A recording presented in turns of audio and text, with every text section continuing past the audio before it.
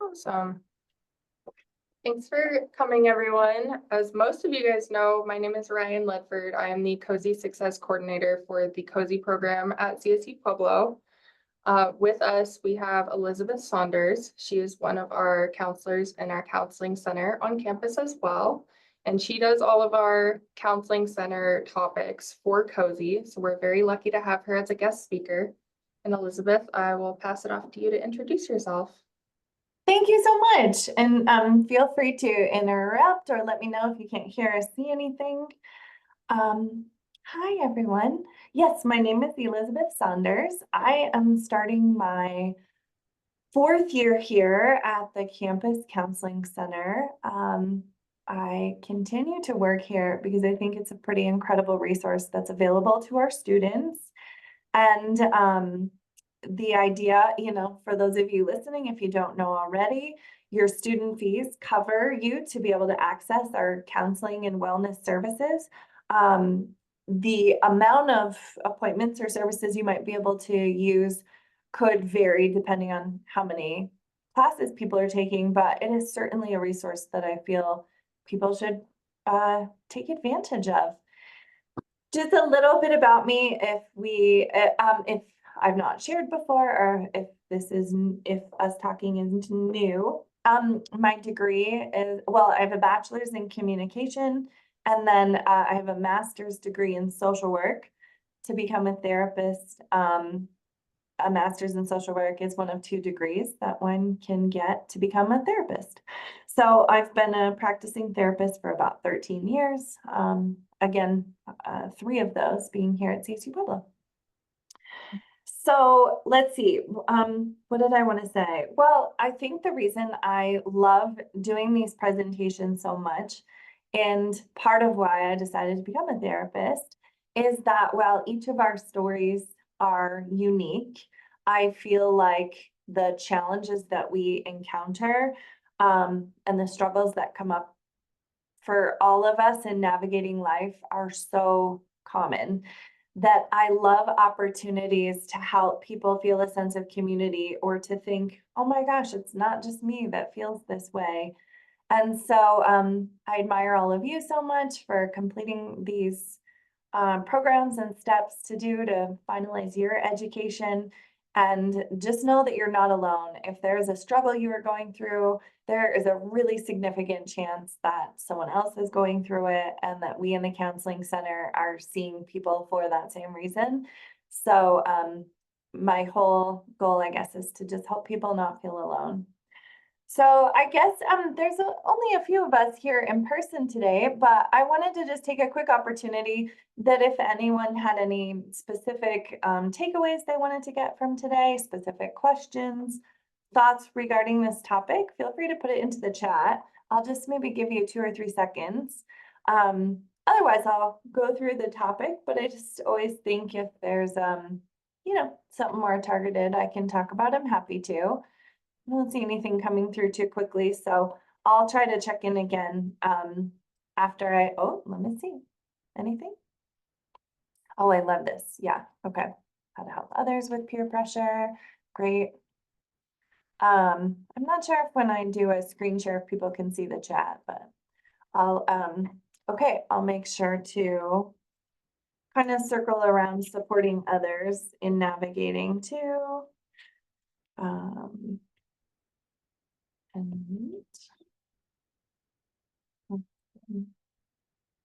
Fantastic.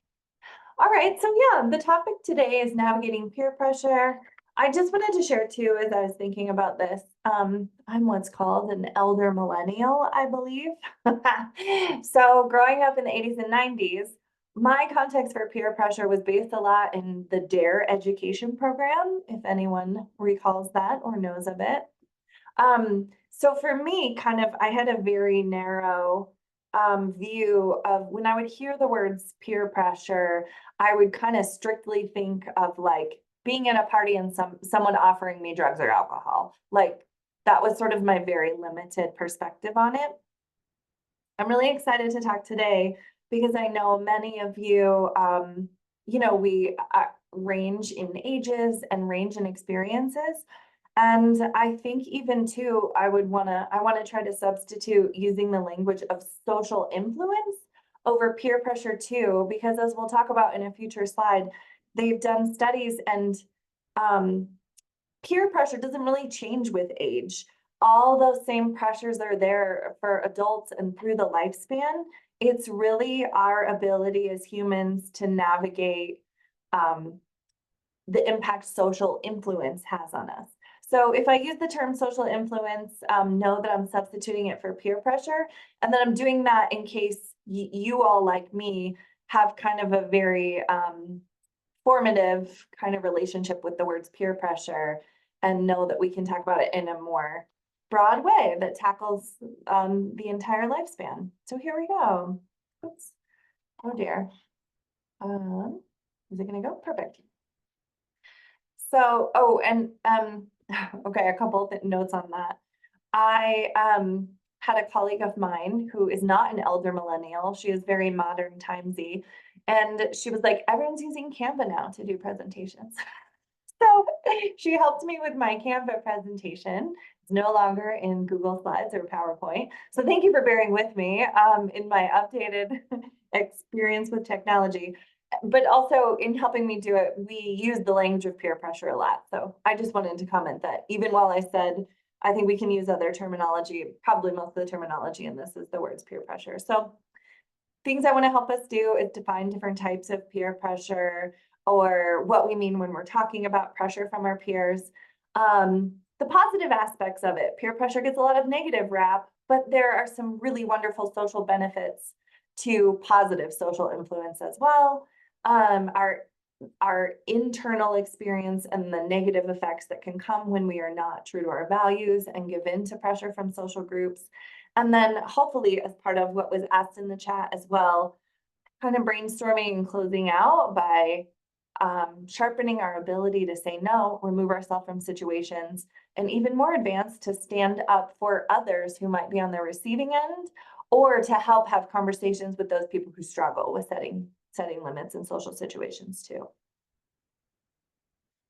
Okay, so who are our peers? I think it's important to just identify the groups we're talking about when we say peers. Peers is unique from family pressure, right? Family is the people who are genetically related to us, who are around us. A neighborhood might be people in homes who we're not really interacting with, or if we drew consecutive circles, there wouldn't be much overlap. Peers are the people that are part of overlap in some area of our life that we spend a significant amount of time. So our peers include people who might share an age group, who we frequently interact with in a specific community or culture, classmates, so people that you're seeing recurring in a similar environment, or coworkers like who we're spending a lot of time with. As we'll talk about further, this is a biological or evolutionary thing that has happened, right? When we were humans thousands of years ago in clans, we're in small, tight communities and being influenced by the people around us and needing to conform to some extent, because if we're not conforming in the times of hunting, gathering, and small mobile groups of people, we're being left behind by the group, right? So I just think it's important to release a little bit of guilt or shame around how easily we as humans can be influenced, because it did evolve as a biological protective factor to kind of fit in with your group so that you can get the same resources from your community. It's just that now in our modern times, we can have a little more control over it and have a little more choice, and it's not as based on our survival. Okay, so the pressure that comes is the feeling that we have to do the same things as other people. I think, again, if we're talking about from a biological perspective, it's so that we're not ostracized. It's so that we're not cut out of getting the same resources that the rest of the group is getting. But what it has evolved to is it really has become socially like the same part of our brain that, that same part of our brain will react strongly if we're not feeling like we're liked and respected and included in the group. And so even though the stakes aren't as high, our brain sometimes doesn't realize that.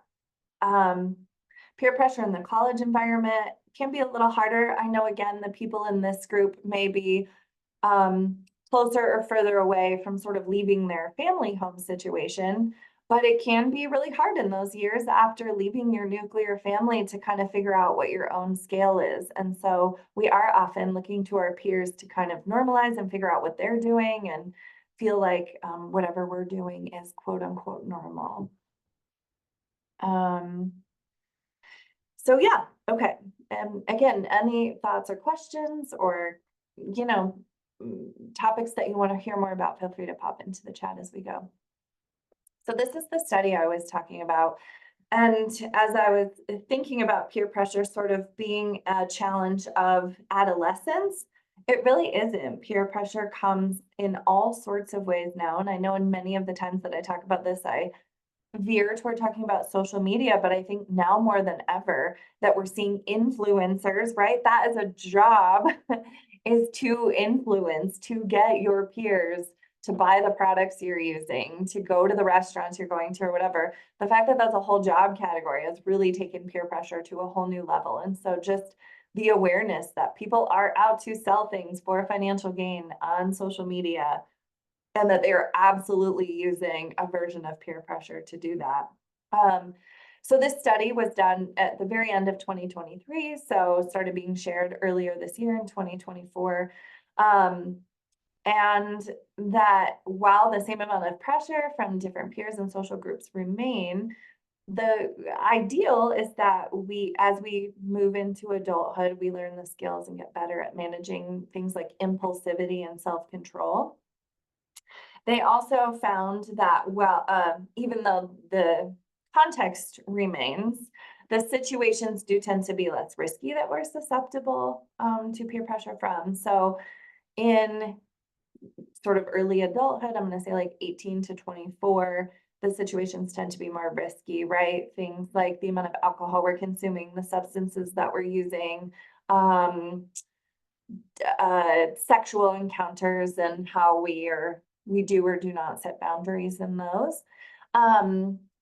And then as we age, the influence, this little graphic from the study is true to that, tend to be more like, will my social group think it's okay if I have a second dessert? Or am I using social media too much? So while studies are really great at sort of scratching the surface of topics, there are also still a lot of questions, right? Is the answer that, are we better at navigating these things because we've built up skills needed to confront? Is it that as we age, we develop a more concrete self-esteem and ability to kind of hash out what our values are versus what they are when we're in our younger ages, figuring out what our values are. There was also a very interesting conversation in this article around the intensity of the impact based on how many people are around. And so this also may lead to the question in the chat, but sort of this hypothesis that it's much harder to resist social influence and peer pressure when we're in a larger group of people, and can be easier in one-on-one situations. Though again, as I was thinking about this after reading this study, I think a lot about even the challenges though of feeling safe in, for example, sexual encounters, that those actually may seem harder when there aren't more people around. So I think there's absolutely more research needed on the topic where someone is feeling that social pressure and the context that it's in versus there being a few people or more people. So yeah, I included the link to that study that just says, that talks about peer pressure more in adulthood. So this is some pretty general review, but just to bring awareness that we are being influenced socially in all sorts of ways all the time. So sure, we are having conversations where we may feel pressure from someone verbally. Someone is asking directly if we want to eat this or that food, if we want to try this or that substance. While there are spokes that come off of this, it can be more or less aggressive.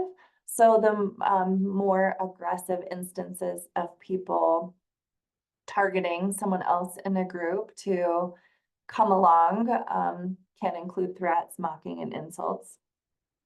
It's also important, I think, to bring awareness to the unspoken peer pressure too. So the clip wasn't working, but I was gonna bring up the clip of in Mean Girls, you know, of just the pressure to act or dress a certain way, right? When you might be in one socioeconomic status group of people, there's no one's directly saying that you are expected to wear brand name shoes, but the pressure is there through eye glances or through not letting you participate in some part of an activity or not. So the unspoken peer pressure. And then as with other forms of communication, direct and indirect peer pressure as well. So when it's very clear and overt and people are using words to pressure positively or negatively, and the indirect, which are sort of the subtle behavioral differences, like not making room at a table for someone to sit and join, or a conversation group kind of standing shoulder to shoulder and not allowing space for someone who's not conforming to join in. I just want to make sure there's nothing else I want to add here. And if anyone has any thoughts or questions or wants to type something in, please feel free. Okay. Whoops. So like I said, I think when we talk about peer pressure, there's definitely a negative connotation for me. When we talk about social influence, it excites me about talking about the many benefits of being influenced by peers around us. When I think about it in the context of higher education life, you know, these are people who are maybe they're in the middle of obtaining their degree. It's that point of your education where you're feeling like you've already done a lot, so you're feeling a little burnt out, and you can kind of still see your graduation goal in the future, but it's just feeling like every day is a struggle and it's really hard to see the light at the end of the tunnel for completing this goal. The positive or social influence is when you're in that group of people who like you're getting the energy off of, who are saying like, oh, that class was really hard, but this is how I found to get through it. Or man, I know right now it feels like this class is pointless, but then when you have to take this one next year, it really helps because you have this advantage. So I think that's an example of the positive social influence. Those are the people that instead of I don't know, staring at their phones in the hour between classes are instead, you know, doing an informal study group. So getting yourself kind of in the same space as the people who you feel that burst of energy from, who you feel positively, who are reminding you of your goals, and commitment to your values and goals as well.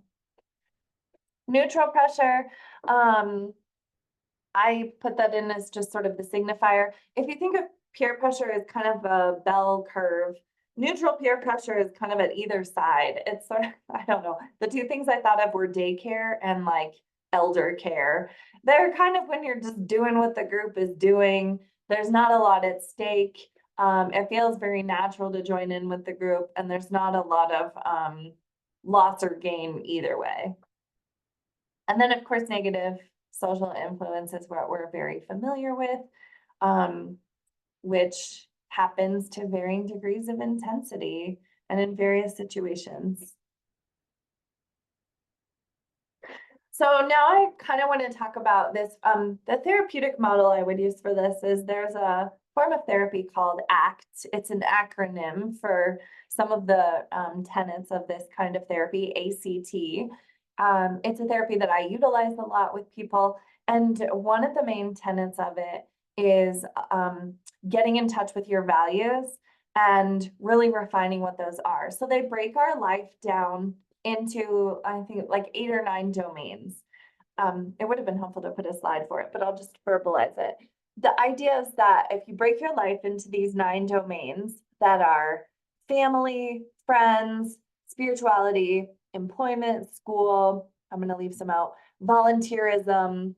Did I say spirituality? I think so. So it's sort of breaking it down into the main categories that we participate in life, right?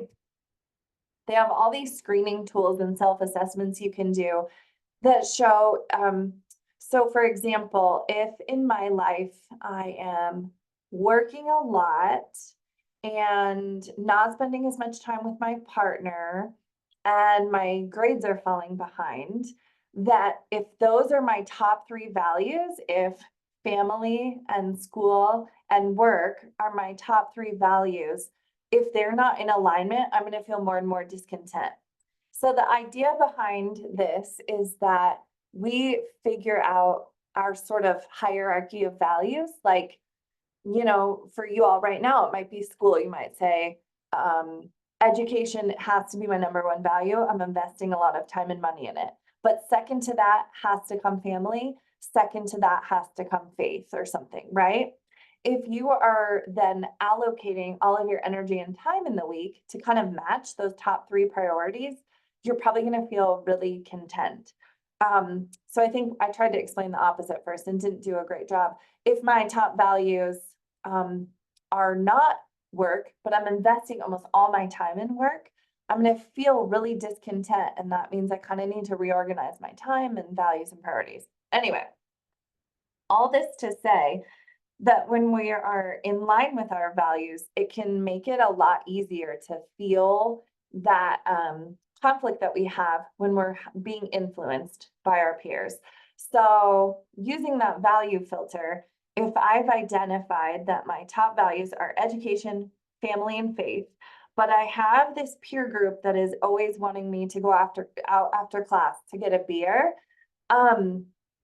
it's going to be harder for me to say no and resist that if I'm not super clear that building my social relationships isn't actually one of my top three priorities at the moment. And so if I keep spending all that time trying to please this friend group, it's really going to start to have that impact on my well-being. I think also here I want to talk about our gut-brain connection. I really do believe that there's truth in that. I think there's a scale, certainly, but when we say we can feel the right choice in our gut, to some extent that is true. So many of our psychological hormones are also present in our intestines that when we feel a sense of alarm in our brain, in our subconscious or conscious mind as we're presented with a decision, our brain is going to release neurochemicals that tell us how dangerous that potential decision is. And we're going to feel that in our stomach because our intestines secrete those same neurochemicals. So again, I think it's refining that brain gut connection as well. Okay, I'm just going to pause because I said a lot and none of it was on the screen. So feel free to enter any questions in the chat or just anything that resonated if you want. So therefore, kind of with all of that as the baseline, the effects of being on the receiving end of a lot of social pressure from peers can decrease your self-confidence. It absolutely leads to poor academic performance. I think both. I think when we're preoccupied in our mind about the social choices that we're making, it takes up a lot of brain space that we could be using, to write papers or read a chapter, right?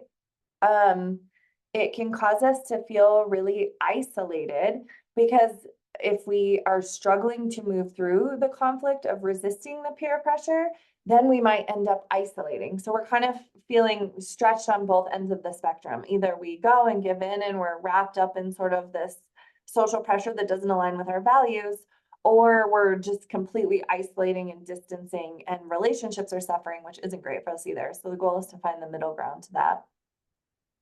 And as a result of all these things, that's when we get the symptoms of anxiety and depression that creep in, which is racing thoughts and feeling a sense of hopelessness and lack of control in our life.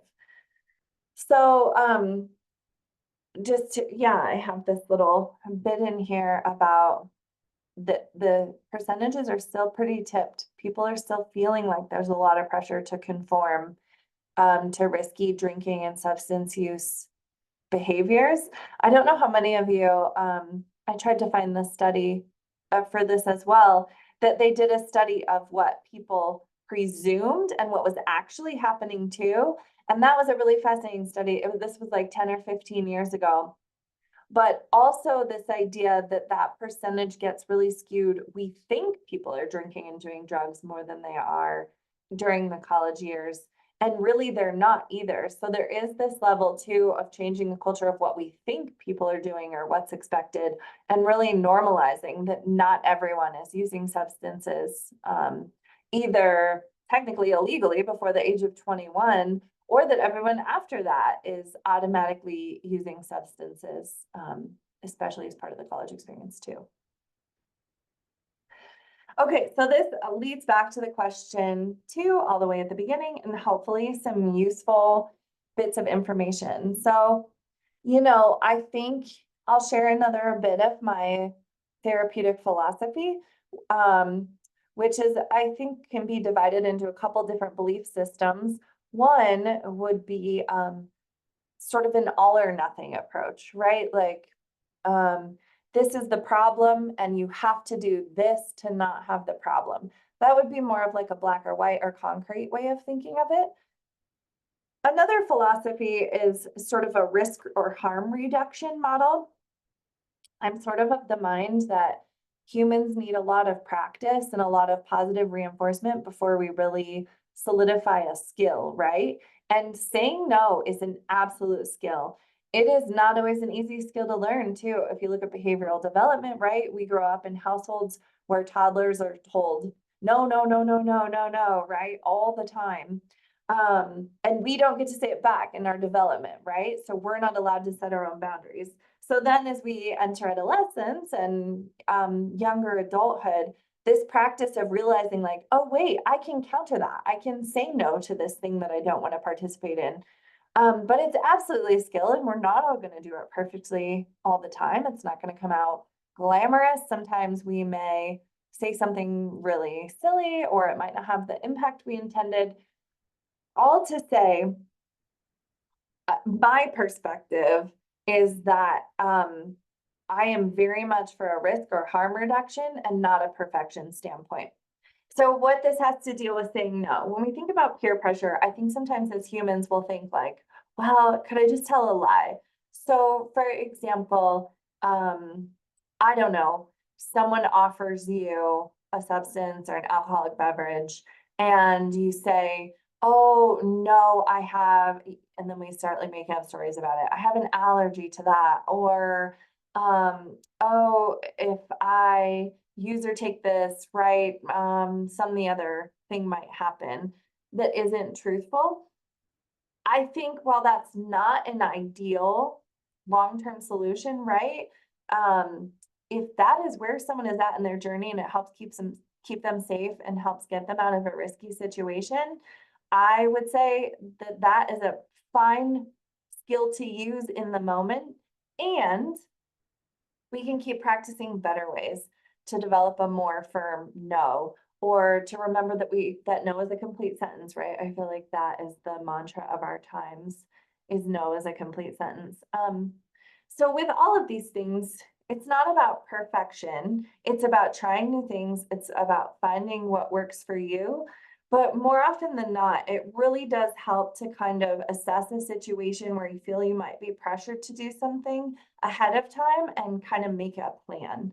I talk to people about this in therapy all the time. We do fire drills or whatever kind of natural disaster drills we do as children, because our brain in the emergency situation has a hard time strategizing. So the reason we do drills is so that when we end up in a high risk situation and our brain kind of goes blank or fuzzy, and we don't know what to do, it's like routine in our body.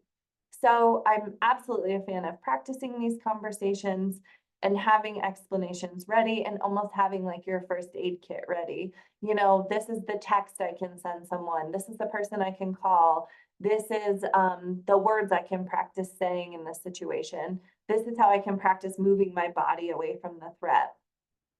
So just to review sort of all of these, because I went off on some tangents, it is about getting firm and saying no. It's about that brain gut connection and learning when our body feels really uncomfortable in situations. It's in knowing your values and limits and really sitting down and connecting with, what do I stand for? What are my main priorities and values right now? How can I keep myself safe in that?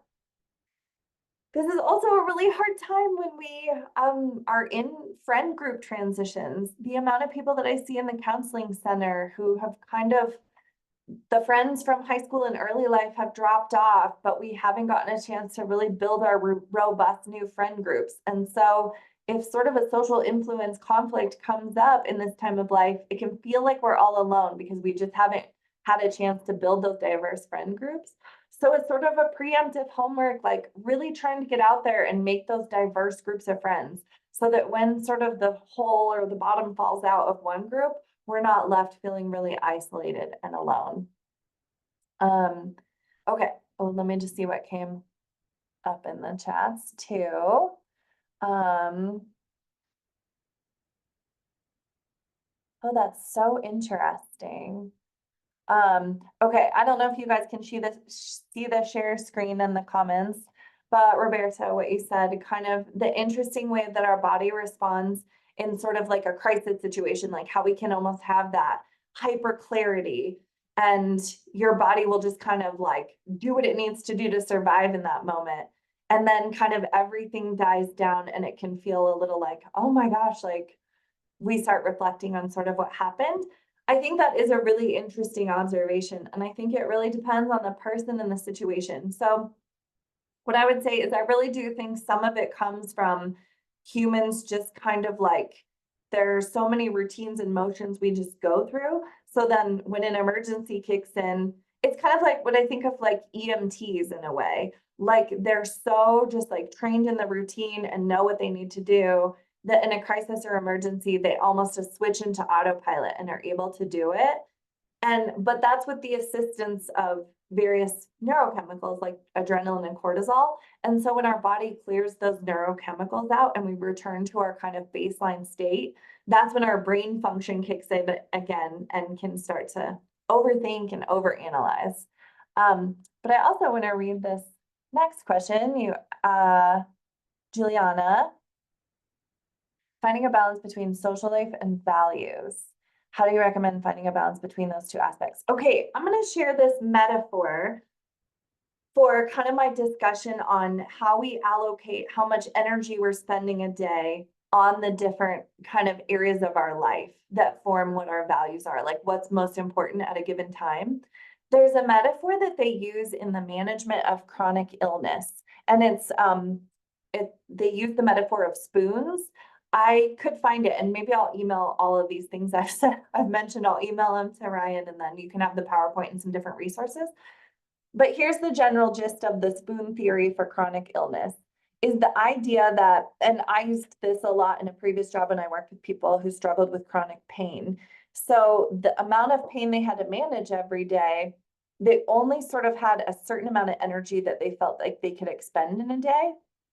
And if they had family members that were causing a lot of drama, or if they had a job that was really high stress, or if they weren't able to get to their regular sort of community building activities, it would really impact them. And so almost visualizing that you start the day with 10 spoons. It is up to you how you give those spoons away. And early in the process, we don't feel like it's a choice, maybe. We might feel like, oh my gosh, like my boss sucks and my job takes 9 hours a day, and that's just an automatic 9 spoons. So I'm left with 1 spoon a day. And I'm supposed to split that 1 spoon between my kids and my husband and hobbies and keeping myself healthy, right? So once we identify the giant disconnect, that is where the work comes in and it gets a lot harder. But that's where we say like, okay, I have 5 sick days. I've been saving those 6 days up and I'm not really sick, but my work has taken 9 spoons and I'm not going to let them take that this Friday because it's my daughter's birthday. So I'm going to decide that on this Friday, my work gets 6 spoons. I am going to let I'm going to suffer through those repercussions of what that might be. I'm calling in sick, work gets 6 spoons, and my family now gets 2 spoons, and I still have 2 left over to give to whatever else. So I know it's an imperfect example, but I do find that in kind of like finding a relationship and a metaphor for how we spend our energy a day, at least helps us feel like, and right now in the moment, again, many of you are probably not able to. We're really, when you're going to school and you have to keep going to your job because you have to pay your school bill and you're just so tightly scheduled, the difference right now might be, gosh, I really like my values are as aligned as they can be. But I really find that when we like write out our values and then write out kind of how much energy we're spending in each of our areas of life and can see how maybe out of alignment they are, it at least gives us something to work toward, right? So you might say, gosh, I would say spirituality is number 3 on mine, but holy cow, I haven't made it to church in a year. My goal is in the next 6 months to try to reconnect with a spiritual community. So it might not be super actionable right away. So I know I've gotten way off track. I don't know if that answered anybody's questions. If you're still there, Juliana, maybe just mention if that tackled kind of what you were talking about.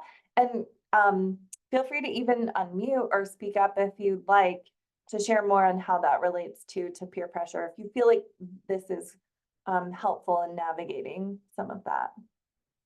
Let's see. Okay, awesome. Thank you. Okay, let's see what else we have. Did I write?